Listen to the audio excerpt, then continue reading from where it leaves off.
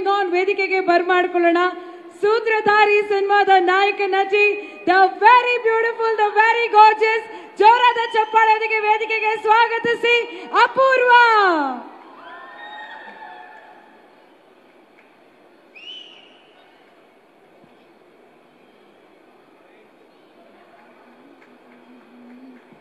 ಎಲ್ರೂ ಹೇಗಿದ್ದೀರಾ?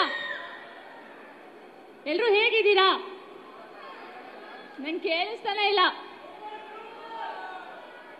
Thank you so much.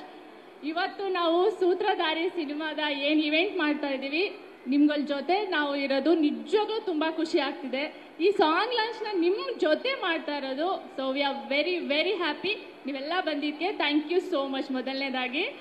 ಹಾಗೆ ನಮ್ಮ ಡೈರೆಕ್ಟರ್ಸ್, ಪ್ರೊಡ್ಯೂಸರ್ಸ್ ಎಲ್ಲರೂ ಬಂದಿದ್ದಾರೆ. ಎಲ್ರಿಗೂ thank you so much sir. Sutradhari cinema ಏನಂದರೆ ಇವತ್ತು ಸಾಂಗ್ ಲಾಂಚ್ ಇದೆ. ಹಾಗೆ ಬೆಂಗಳೂರಲ್ಲಿ ಇನ್ನೊಂದೇನೋ ನಡೀತಾ ಇದೆ. ಏನದು? ಮ್ಯಾಚ್. ಹೌದು, IPL ಮ್ಯಾಚ್ ನಡೀತಿದೆ. ಎಲ್ಲರೂ ಏನು IPL ಎಷ್ಟು ಇಷ್ಟಪಡ್ತೀರಾ?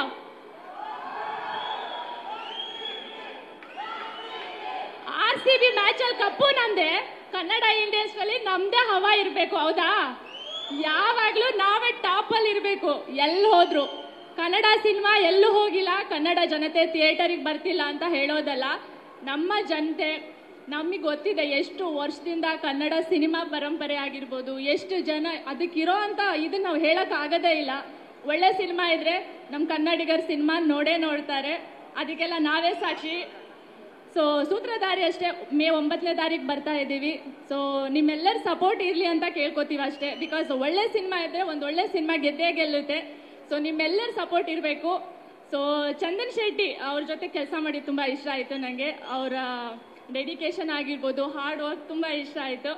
ಹಾಗೆ ನಮ್ಮ ಪ್ರೊಡ್ಯೂಸರ್ ನವರಸನ್ ಸರು ತುಂಬ ಪ್ಯಾಷನ್ ಇರೋ ಅಂಥ ವ್ಯಕ್ತಿ. ಸೊ ಕೆಲಸ ಮಾಡಿ ತುಂಬ ಇಷ್ಟ ಆಯಿತು.